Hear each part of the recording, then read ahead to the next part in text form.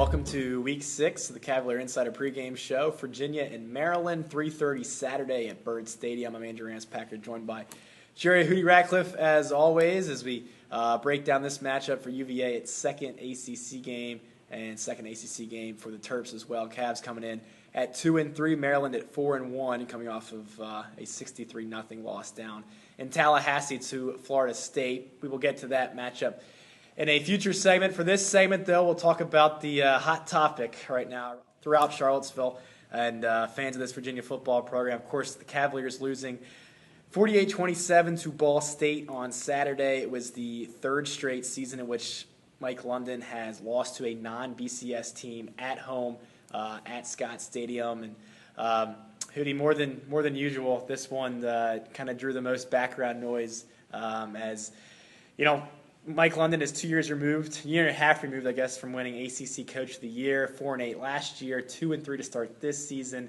And there's been, already some restless fans around here calling for his head, calling for a firing, things of that nature. As you reported, Craig Littlepage gave Mike London a vote of confidence going forward and stressing patience. But, it's just for these fans, it's kind of like, well, we're tired of hearing the whole patience card.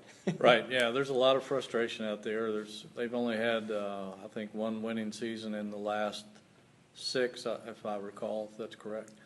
Yeah, they're just hungry for a winner, and the fact that Virginia Tech down the road is enjoying success every year just makes it that much harder for Virginia fans to swallow. So they have a right to be frustrated. The program is not in great shape, although I think they did make some fairly good moves in most departments in trying to straighten that out for the future when they made some of the coaching changes. You know, talking to Tom O'Brien yesterday, I think he's got a good handle on what's wrong with the program. It's not an easy fix. It's not going to take one season to get it done. I think next year there should be some improvement. He's hoping that they can salvage something this year. He's had a history with that at NC State of turning adversity around and finishing strong. Whether or not there's enough talent on hand here to do that and experience is another question. I think Virginia fans are going to have to be patient if they want a winner, because it's not going to happen this year, I don't think. And I think next year they might have a chance if these guys can stay in place and keep their systems intact and try to teach the kids a new way of doing things. Of course, Mike London in his fourth year at Virginia, and but his staff, basically, majority of them in their first year at Virginia. It's Steve Fairchild, new offensive coordinator, John Tenuta, new defensive coordinator, Larry Lewis, new special teams coordinator, and as you mentioned, Tom O'Brien, head coach for offense and tight ends coach. So that's kind of part of what the message that Virginia is setting to be patient. However, only 38,000 and change at last week's game at Scott State, the second lowest attended game in the Mike London era.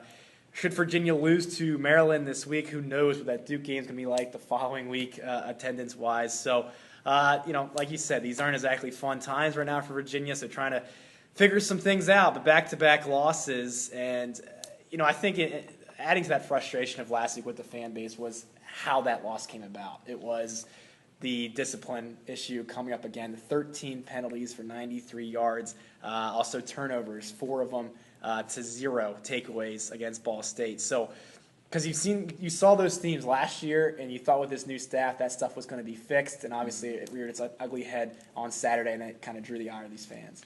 Yeah, particularly some of the penalties were just dumb penalties, things that were a lack of discipline, self-discipline. The turnovers, it's been rough. O'Brien was talking yesterday. He mentioned that 14 turnovers in 5 games. 7 of those are fumbles.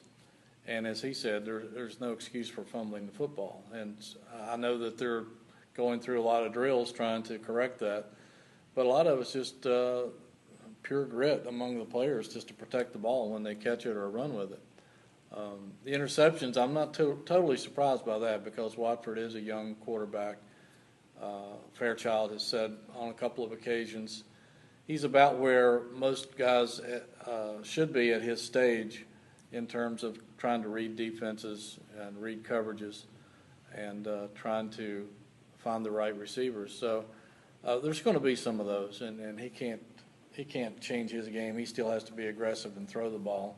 The interceptions are going to happen, but he can't pull the trigger. So it's just a matter of whether they can concentrate, focus, and try to get all these issues straightened out. And who knows? You just don't know if a team can shake that turnover bug or not. Yeah, obviously Virginia last year dead last in the ACC in turnover margin, and near the bottom of the country in that this year. Through 5 games, dead last in the ACC in turnover margin, 120 out of 124 in the country in that statistic. Still a glaring trend that has not changed, and obviously, folks lead that back to coaching, and that might have a good reason why. So Virginia will try to fix that as it takes on Maryland on Saturday. In our next segment, we will look at that matchup between the Cavaliers and the Terrapins.